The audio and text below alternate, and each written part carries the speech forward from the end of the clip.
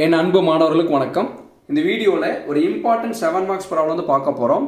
இந்த டோட் சிலபஸ் பேசிக் மேத்தமெட்டிக்ஸுங்கிற சப்ஜெக்டில் model question paper 1 வந்து பார்த்தீங்கன்னா 7 மார்க்ஸில் வந்து இது கேள்வி கேட்டிருக்காங்க. கேள்வி என்ன கேட்டிருக்காங்க பாருங்கள். Find the standard deviation of the following டேட்டான்னு கேட்டிருக்காங்க. கொடுத்துக்கூடிய டேட்டாக்கு ஸ்டாண்டர்ட் டிவியேஷன் வந்து கண்டுபிடி சொல்லியிருக்காங்க. ஷார்ட் ஃபார்மில் வந்து ஸ்டாண்டர்ட் டிவியேஷன் எஸ்டின்னு சொல்லுவோம். அதை கண்டுபிடி சொல்லியிருக்காங்க. சரிங்களா?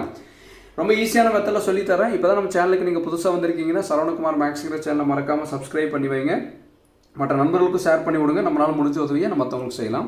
ஃபஸ்ட் இந்த மாதிரிங்க டேட்டா கொடுத்துட்டாங்க. ஃபஸ்ட்டு எக்ஸ் கொடுத்துருக்காங்க, அடுத்து வந்து எஃப் கொடுத்துருக்காங்க. ஃபஸ்ட் இந்த எக்ஸுங்கிறத இங்கே எழுதிக்கலாம். இந்த எக்ஸைன்னு இருக்குது, நான் எக்ஸ்ன்னு எடுத்துக்கிறேன். இங்கே பாருங்கள் 4, 6, 8, 10, 12 எக்ஸ்எல்ஏஸ். அடுத்து எஃப் பாருங்கள் 7, 3, 5, 9, 5 எழுதியாச்சு. கரெக்டுங்களா? இப்போ அடுத்து நம்ம என்ன பண்ணணும்னா இந்த எக்ஸ் எஃப் கொடுத்துருந்தாங்கன்னா ரெண்டையும் மல்டிப்ளை பண்ணணும். எஃப் இன்ட்டு எக்ஸ் ரெண்டையும் மல்டிப்ளை பண்ணலாங்களா? 4 × 7 4 7 சார் எவ்வளவு பாருங்கள் 28. அடுத்து 6 × 3 கால்குலேட்டர் அடிங்க 18 வரும். 8 × 5 அடிச்சிங்கன்னா 14 வரும். 10 × 9 அடிச்சிங்கன்னா 19 வரும்.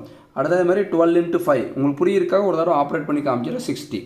அப்போ எக்ஸ் கொடுத்துருந்தாங்க, எஃப் கொடுத்துருந்தாங்க. நம்ம என்ன பண்ணியிருக்கோம், எஃப்ஐயும் எக்ஸையும் என்ன பண்ணியிருக்கோம்னா மல்டிப்ளை பண்ணியிருக்கோம். அடுத்து என்ன பண்ணணும்னு நல்லா கவனிச்சுங்க. எக்ஸ் ஸ்கொயர் கண்டுபிடிக்கணும். எக்ஸை வந்து என்ன பண்ணணும், ஸ்கொயர் பண்ணணும். இதானே எக்ஸு, எக்ஸோட வேல்யூ 4ங்களா? இதை ஸ்கொயர் பண்ணால் நம்மளுக்கு என்ன வரும், 4 ஸ்கொயர் வந்து 16. அடுத்து 6 ஸ்கொயர் ஆன்சர் என்ன பாருங்கள் 36. அதே மாதிரி இதெல்லாம் கால்குலேட்டர் நீங்கள் 8 ஸ்கொயர்னா 64 வரும். 10 ஸ்கொயர் வந்து எவ்வளோ வரும்னா 100 வரும். 12 ஸ்கொயர் வந்து 144. இதை நான் கால்குலேட்டரில் எப்படி போட்டேன்னா அதே மாதிரி நீங்கள் வந்து போட்டு பார்த்துங்க. அடுத்து என்ன பண்ணணும்னா எஃப் இன்ட்டு எக்ஸ் ஸ்கொயர். எஃப்ங்கிறது எதுன்னு பார்க்கலாம். இதுதான் எஃப், எக்ஸ் ஸ்கொயர் எது இது, புரியுதுங்களா? இப்போ இது ரெண்டு என்ன பண்ணணும்னா மல்டிப்ளை பண்ணணும். எஃப் வந்து என்ன 7, புரியுதுங்களா? இன்ட்டு எக்ஸ் ஸ்கொயர் எவ்வளவு 16. மல்டிப்ளை பண்ண ஆன்சர் பாருங்கள் 112 வருதுங்களா? அதே மாதிரி எஃப்க்கு போல 3 இன்ட்டு எக்ஸ் ஸ்கொயருக்கு போல 36 108. கரெக்டுங்களா? அடுத்து எஃப்க்கு போல 5 எக்ஸ் ஸ்கொயருக்கு போல 64 320. அடுத்து எஃப்க்கு போல 9 இன்ட்டு எக்ஸ் ஸ்கொயருக்கு போல எவ்வளவு 100. 9 × 100 எவ்வளவு 900.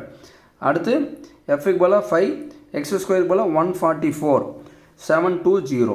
இப்போ என்ன பண்ணணும், டோட்டல் வந்து கண்டுபிடிக்க போகிறோம். டோட்டல் எது கண்டுபிடிக்கணும்னா இந்த எஃப்னு இருக்குது பார்த்தீங்களா? எஃப்ல எதாவது வருதோ அதுக்கு மட்டும் நம்ம டோட்டல் கண்டுபிடிச்சா போதுங்க. பாருங்கள் இதுக்கு எஃப்னு எங்கெல்லாம் வருதோ அங்கே மட்டும் டோட்டல் கண்டுபிடிச்சா போதும். இங்கே எஃப்னு இருக்கனால இது பேர் என்ன, சமேஷன் எஃப்னு எழுதிக்கலாங்களா? இங்கே பாருங்கள் எஃப்எக்ஸ்னு இருக்குங்களா? இதை சமேஷன் எஃப்எக்ஸ்னு எழுதிக்கலாம்.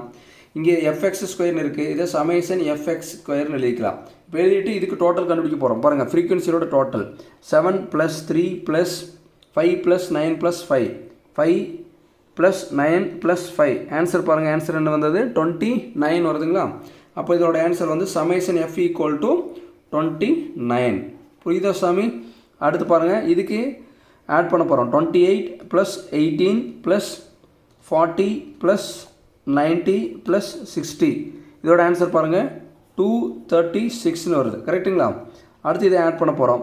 112 + 108 + 320 + 900 + 720. இதை ஆட் பண்ணோம்னா ஆன்சர் பாருங்கள் 2160 வருது. கரெக்டுங்களா?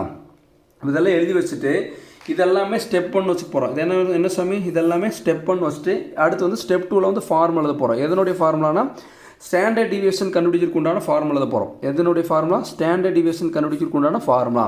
மனப்பாடம் பண்ணக்கூடாது. ஸ்டாண்டர்ட் டிவியேஷன் என்னென்னு சொல்லலாம், சிக்மான்னு சொல்லலாம். ஸ்டாண்டர்ட் டிவியேஷனாகவே இப்படி சிக்மான்னு கொடுத்துட்டு இங்கே என்ன பண்ணணும்னா மறக்காமல் இங்கே ஸ்கொயர் ரூட் கொடுத்துடணும். ஃபார்முலா மனப்பாடம் பண்ணக்கூடாது. நான் சொல்கிற மாதிரி படிங்க, கொஞ்சம் ஈஸியாக இருக்குது. இங்கே என்ன கொடுக்கணும்னா இங்கே ப்ராக்கெட் மைனஸ் ப்ராக்கெட்னு கொடுத்துக்கணும். சொல்லுங்கள் பார்க்கலாம். ப்ராக்கெட் மைனஸ் ப்ராக்கெட்னு கொடுத்துட்டு இந்த இடத்துல சமேஷன் எஃப் கொடுக்கணும், கீழேயும் சமேஷன் எஃப்னு கொடுக்கணும். அப்போ என்ன பண்ணணும்னா இங்கேயும் அதே மாதிரி பாருங்கள் சமேஷன் எஃப் / சமேஷன் எஃப்னு கொடுத்துட்டு இங்கே நியூமரேட்டரில் இந்த இடத்துல எக்ஸ் கொடுங்க, இங்கேயும் எக்ஸ் கொடுங்க. இப்போ என்ன ஆயிடுச்சு பாருங்கள், ஃபார்முலா வந்துச்சுங்களா? இப்போ வருங்க இன்னொன்று மறக்காமல் பண்ணணுங்க. பாருங்கள் வெளியே ஸ்கொயர், அடுத்து வந்து பார்த்தீங்கன்னா இங்கே உள்ள ஸ்கொயர். புரியுதா சாமி? இப்போ பாருங்கள் ஃபார்முலா வந்துச்சு. Sigma equal to square root of summation f x square / summation f minus summation f x / summation f the whole square. இப்போ என்ன பாருங்கள் இந்த ஸ்கொயர் ரூட் அப்படியே வச்சுக்கலாங்களா? இப்போ இங்கே என்ன தேவையோ அதை மட்டும் எழுதிக்கலாம். ஃபஸ்ட்டு இங்கே ப்ராக்கெட் போட்டு வச்சுக்கலாம். பாருங்கள் நியூமரேட்டரில் என்ன இருக்குது பாருங்கள், சமேஷன் எஃப்எக்ஸ் ஸ்கொயர்னு இருக்குது. சமேஷன் எஃப்எக்ஸ் ஸ்கொயர் இதுதான் அதனுடைய ஆன்சர். பாருங்கள் 2160. கரெக்டுங்களா? இதனுடைய answer divided by summation f. Summation f பாருங்கள் இதுதான் சமேஷன் எஃப். சமேஷன் எஃபோட ஆன்சர் என்னன்னு பாருங்கள் 29. அதை எழுதிக்கிங்க. அடுத்து மைனஸ் திருப்பி ப்ராக்கெட் ஓப்பன் பண்ணி ப்ராக்கெட் க்ளோஸ் பண்ணிட்டு வெளியே ஸ்கொயர், இது வந்து உள்ள ஸ்கொயர், இது வெளியே ஸ்கொயர். இது பார் சாமி சமேஷன் எஃப்எக்ஸ் தான். சமேஷன் எஃப்எக்ஸோட ஆன்சர் என்னன்னு பாருங்கள் 236. அது இங்கே எழுதிக்கணும் 236 டிவைடட் பை, புரியுதுங்களா? அடுத்து என்ன இருக்குது பாருங்கள் சமேஷன் எஃப். சமேஷன் எஃபோட ஆன்சர் என்னன்னு பாருங்கள் 29. இந்த 29 இங்கே எழுதிக்கணும். இப்போ ஈக்குவல்ட்டு எடுத்துகிட்டு இப்போ பாருங்கள் கால்குலேட்டர் எடுத்துங்க.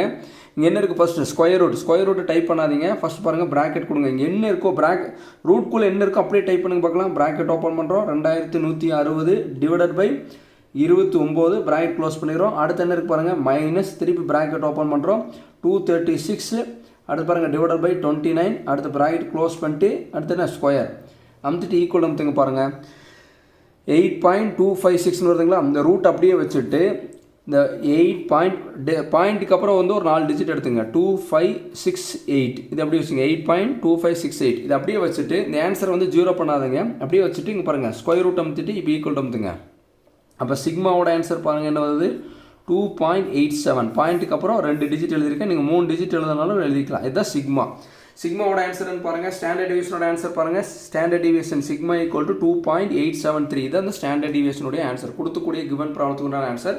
இதே வேரியன்ஸ்னு கேட்டாங்கன்னா இது என்ன ஒன்று வந்த ஆன்சரை ஸ்கொயர் பண்ணணும். Sigma variance equal to sigma square. இதை ஸ்கொயர் பண்ணிங்கன்னா அது வேரியன்ஸ் கிடச்சிடும். சமி புரியுதுங்களா? பொறுமையாக பாருங்கள், கண்டிப்பாக புரியும். இந்த வீடியோ உங்களுக்கு பிடிச்சதுன்னா மறக்காமல் லைக் பண்ணுங்கள், மற்ற நண்பருக்கும் ஷேர் பண்ணி விடுங்க. நம்மளால் முடிஞ்ச உதவியை நம்ம தமிழ் செய்யலாம். Thank you students.